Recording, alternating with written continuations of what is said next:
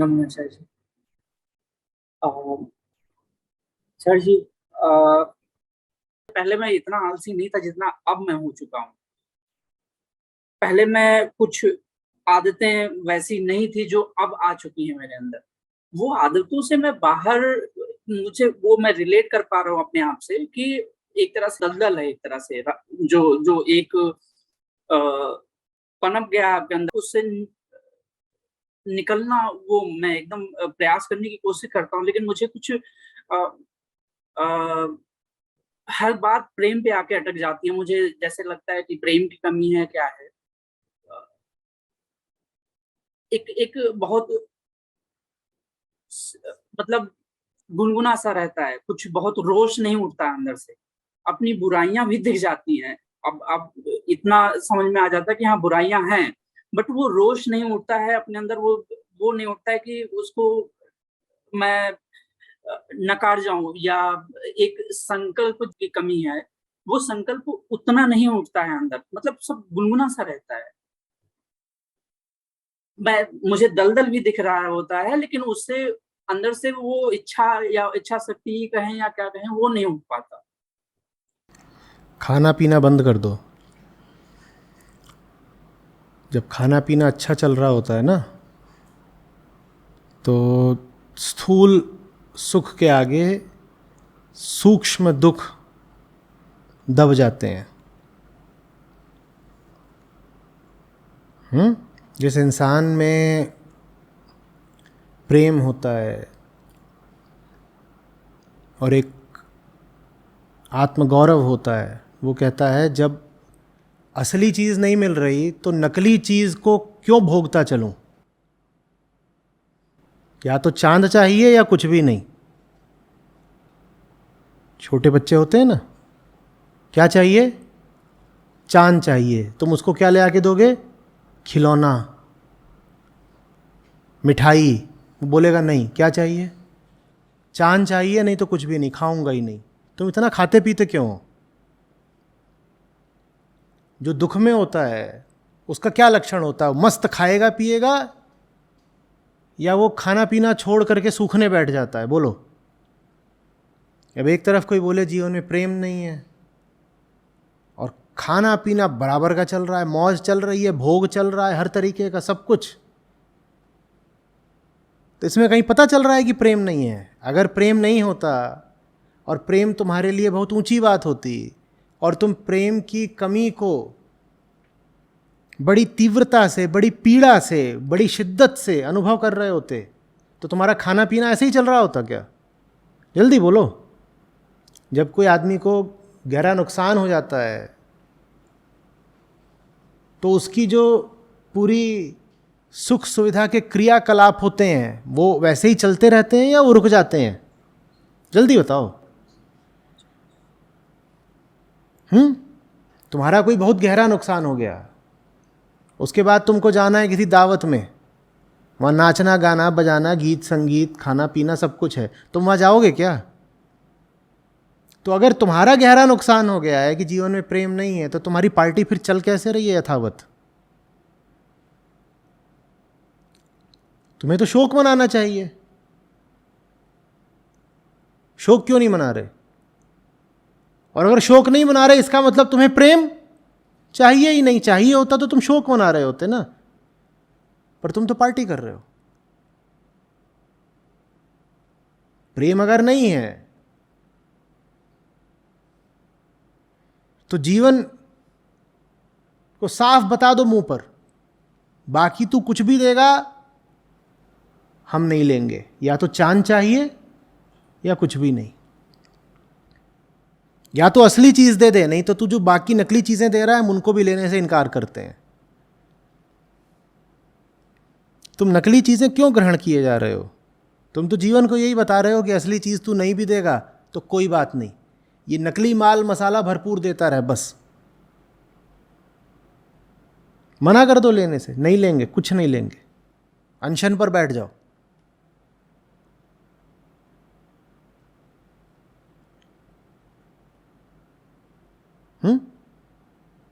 वो कैसा होगा इंसान, सोचो तो। जो एक तरफ तो कहे कि अभी अभी मेरे मेरे दोस्त की मौत हो गई है और मैं बड़े दुख में हूं,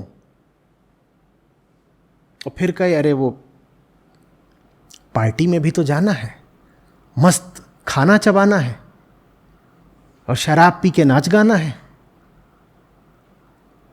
इस आदमी को अपने दोस्त की जरा भी कद्र थी क्या? हाँ, जब कद्र होती है ना तो आदमी बाकी काम जी नहीं लगता। कहता जब असली चीज नहीं मिली है तो जी काहे के लिए रहे हैं? प्रणाम सर जी। मैं जितना देख और समझ पा रहा हूँ कि ज्ञान से ही सही कर्म निकलता है, और सही कर्म ज्ञान के बिना हो ही नहीं सकता। और अगर ज्ञान सही कर्म में परिवर्तित नहीं हो रहा तो ज्ञान जीवन में उतरा ही नहीं। अब अगर जीवन सही दिशा में बढ़ रहा है तो कर्म है उनमें मूर्खता दिखनी शुरू हो जाती है। हमारी संरचना ज्ञान के लिए भी नहीं हुई है ना, तो ज्ञान कैसे बढ़ेगा? प्रयास करना पड़ता है, जिसको मैं चुनाव बोलता हूँ बार बार। न ज्ञान खुद आएगा, न प्रेम खुद आएगा, बोध नहीं आएगा, सरलता सहजता नहीं आएंगे। जो कुछ भी जीवन में ऊंचा है वो अपने आप कभी नहीं आएगा, प्राकृतिक तौर पर नहीं आएगा। उसको तो बड़े श्रम से, साधना से, संकल्प से खींच कर जीवन में लाना होता है। हाँ, उनमें से किसी एक को आप ले आए जीवन में तो बाकी सब स्वतः घटित होने लगते हैं।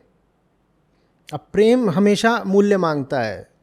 आप जान लगा करके वो मूल्य चुकाएं तो फिर आप पाएंगे कि उसी प्रेम ने आपको निरहंकार भी कर रखा है, उसी ने आप में अनासक्ति ला दी है, मोह कम कर दिया है, निर्भय बना दिया है।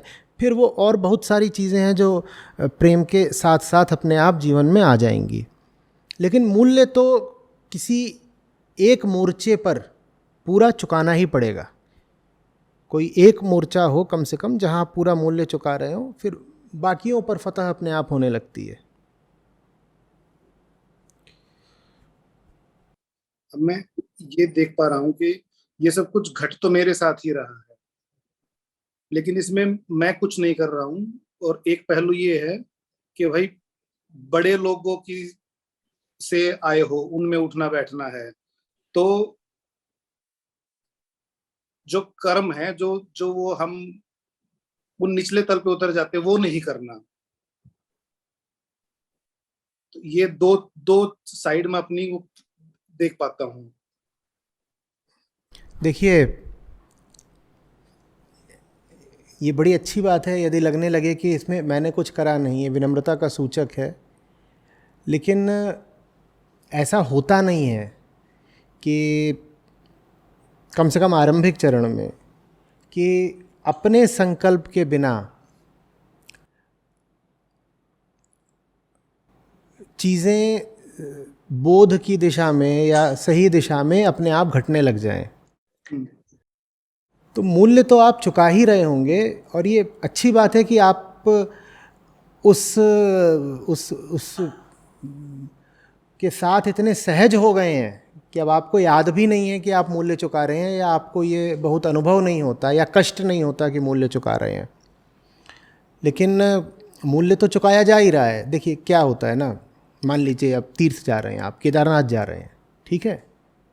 अब मूल्य तो चुकाना ही पड़ता है। मूल्य क्या चुका रहे हैं? आपकी उतनी ऊंची चढ़ाई है, वहाँ ऊपर बैठे हुए हैं महादेव, आपको अब पूरा चढ़ करके जाना है। लेकिन कोई ऐसा भी हो सकता है जिसको उस पूरी यात्रा से, उस पर्वतारोहण से ही प्रेम हो जाए, आनंद आने लग जाए। अब वो मूल्य कहाँ चुका रहा है? उससे आप पूछेंगे मूल्य चुका रहे हो ना? देखा, तीर्थ जाने के लिए बड़ा श्रम करना पड़ता है। अब श्रम तो वो कर रहा है, लेकिन वो श्रम करने में आने लग गया है उसको आनंद। वो चल रहा है, अब उसके भी दर्द हो रहा होगा और ये सब है, ऊंची चढ़ाई है, ठंड वंड लग रही हो शायद, तो मूल्य तो चुका ही रहा है। लेकिन वो जो पूरा रास्ता ही है वहाँ तक का, वो नैनाभिराम भी बहुत है और मौज बड़ी आ रही है वहाँ पर। जब मौज आने लग जाती है तो फिर आदमी भूल जाता है कि इसमें हमारा घट क्या रहा है, इसमें हम दे क्या रहे हैं। फिर आदमी ये गिनने लग जाता है कि आनंद मिल कितना रहा है। ये दृष्टि का ही परिवर्तन है। ये अब अनुग्रह की दृष्टि बन गई है। अब ये मिले हुए को गिन रही है, ये देख रही है कि क्या मिल रहा है। और मिले हुए को जब आप गिनने लग जाते हैं तो और मिलने लग जाता है। जिधर को आपकी नज़र होती है ना, वही आपका बढ़ता है। आप गिनने लग जाइए कि आपका छिन क्या क्या रहा है। बहुत लोगों की पूरी ज़िंदगी यही करने में बीत जाती है, मेरे साथ ये नुकसान हो गया, मेरा इसने छीन लिया, जीवन ने मेरे साथ धोखा कर दिया। आप ये सब गिनेंगे तो यही और बढ़ेगा। और आप सही दिशा चलने लग जाएं, और सही दिशा चलते हुए आपको जो हल्कापन मिलने लगे, थोड़ा आनंद मिलने लगे, थोड़ी मौज मिलने लगे, थोड़ी सरलता मिलने लगे, और आप उसके प्रति अपनी कृतज्ञता व्यक्त करने लगें, आप साफ साफ मानना शुरू कर दें कि साहब मिल रहा है, तो फिर ये होता है कि जो मिल रहा होता है वो बढ़ जाता है। मानने से बढ़ जाता है। आपने माना तो बढ़ जाएगा। जिसको आप मानेंगे वही बढ़ने लग जाता है, क्योंकि खेल ही सारा मान्यता का है ना। मन के क्या माने हार है, और मन के जीते जीत। ये मान्यता ही तो है कि मन ने मान लिया कि हार गए, मन के हारे हार है तो हार गए। इनका कोई वस्तुनिष्ठ अस्तित्व नहीं होता। आप जिस भी हालत में हैं उसमें अगर आपको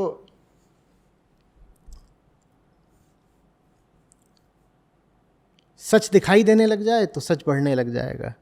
प्रेम प्रतीत होने लग जाए, प्रेम बढ़ने लग जाएगा।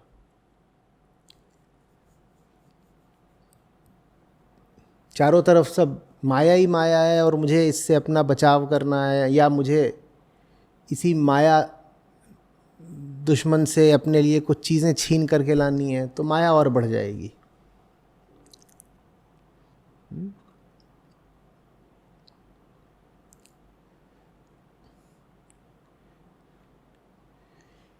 जिसके प्रति आप कृतज्ञ ही नहीं हैं, वो आपको और ज़्यादा क्यों मिले?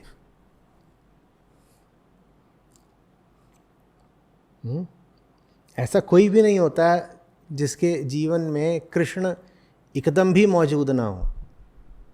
आप कृष्ण से कितने भी दूर चले जाइए, जब सत्य वही है तो थोड़े बहुत तो आपके पास वो होते हैं। प्रश्न ये है कि जितना कृष्णत्व आपको उपलब्ध है, आपका उसके प्रति भी क्या रुख है? आप उसको बढ़ाना चाहते हैं या धिक्कारना चाहते हैं? आप बढ़ाना चाहेंगे, बढ़ जाएगा। बढ़ेगा तब जब कृतज्ञता होगी।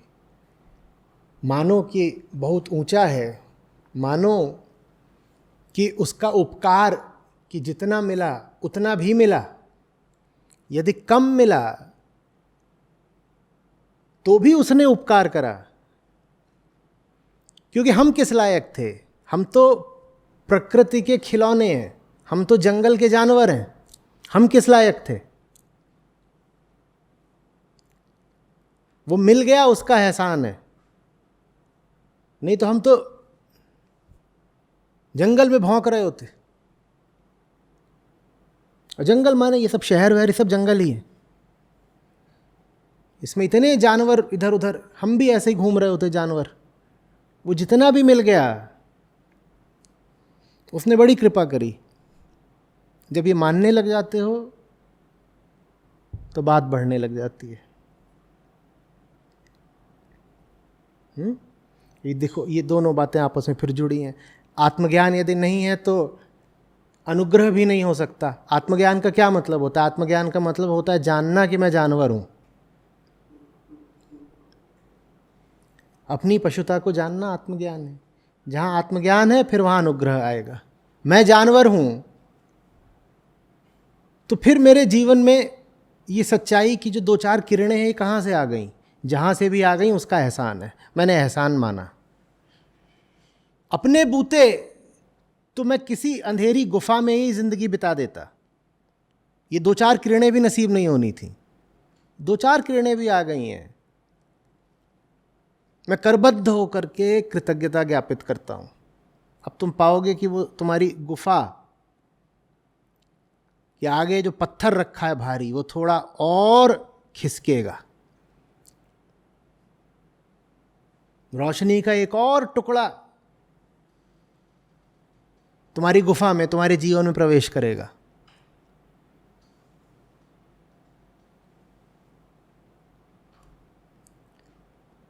हम अपने आप को बहुत बड़ा आदमी माने रहते हैं ना, अक्सर हम कहते हैं मेरा तो अधिकार ही है मुक्ति। हमारा अधिकार मुक्ति हुक्ति कुछ नहीं है, हमारा वही अधिकार है जो जंगल के किसी भी जानवर का अधिकार है। क्या अधिकार है? यही अधिकार है, जियो, खाओ, पियो, घोंसला बनाओ, मर जाओ। समझ रहे हो? जो कुछ भी तुम्हें ऊंचा नसीब हो रहा है उसको किसी का प्रेम मानना।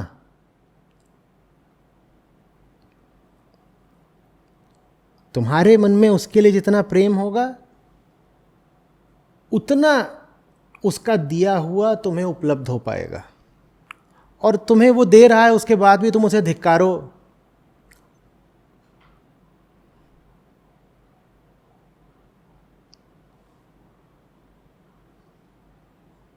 जो मिल रहा है वो भी हाथ धो बैठोगे उससे।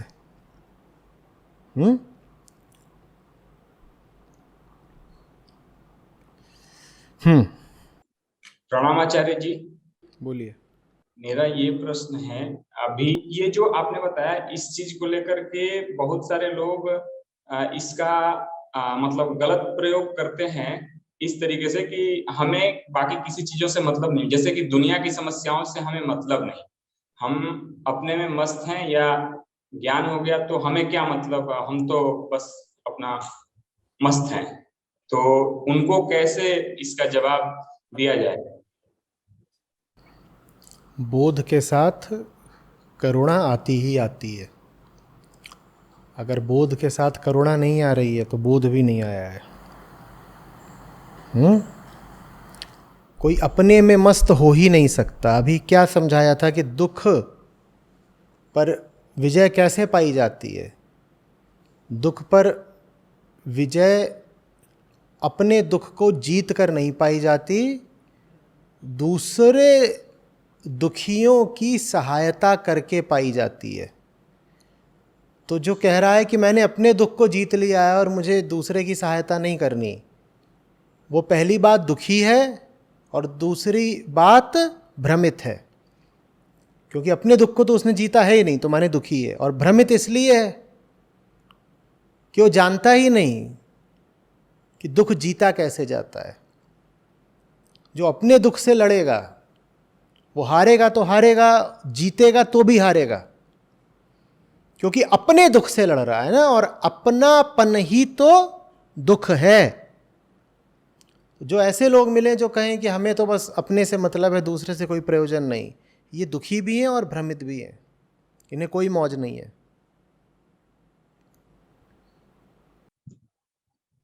जैसे बहुत सारे यूथ हैं, वो मिलते हैं कई की बार, तो वो किसी को भी लेके जाते रहते हैं कीर्तन के लिए और बोलते हैं मात्र यही करना है, बाकी चीजों के लिए वो लोग मना करते हैं, बोलते हैं कृष्ण यहीं से मिलेंगे और यहीं से मोक्ष मिलेगा, इस प्रकार का बहुत सारे लोगों को बोलते हैं। लेकिन मुझे लगता है कि कहीं पचता नहीं है, जब से आपको सुनना चालू किया तो ये बात पचती नहीं है।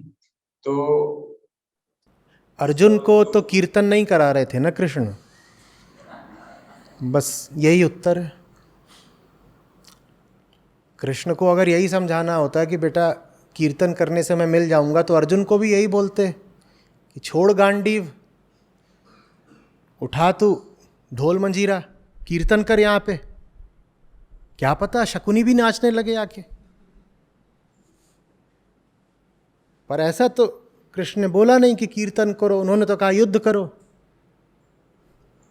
तो कोई कुछ भी कह सकता है, आपको प्रयोजन होना चाहिए कि कृष्ण ने क्या कहा। मतलब तो कृष्ण से होना चाहिए ना। बस। धन्यवाद आचार्य जी।